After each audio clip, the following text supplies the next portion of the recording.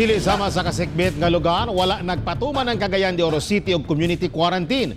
Kung ano, atong Cyril pinagi sa report ni Cyril Chavez Live. Cyril.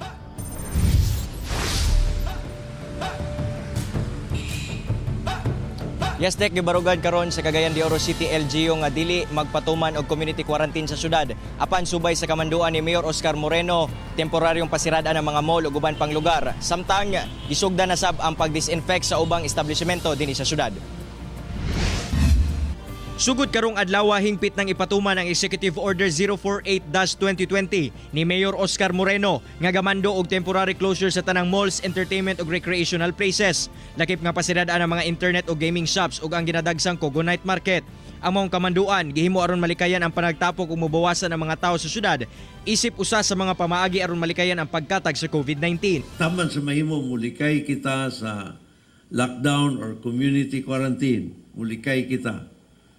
Pero kining atong gihimo nga curfew, siran ang malls, ang tuyo nato diha is para muminos ang musulod sa Cagayan.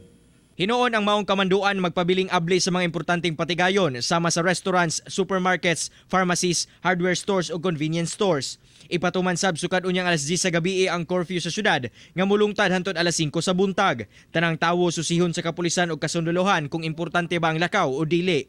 Hinoon walay angay ikabalaka labi na ang mga night shift employees sanglit apil sila sa mga exempted sa ipatumang curfew. So from atong stance ani nga ato silang badlungon but if they resisted dili sila cooperative then that's the time that siguro appropriate action sa atong himuon or charge them sa dili nila pagsunod.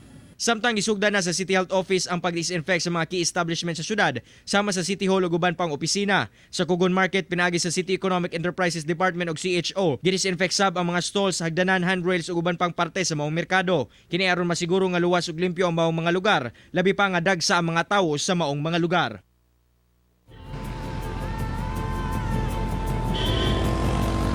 Tek hangyo sa mayor karon ngadto sa mga Cagayanon nga likayan usa ang pagawas sa ilahang mga panimalay, hilabi pa kung dili importante ang ilahang mga lakaw aron na makalikay sa COVID-19. Tek.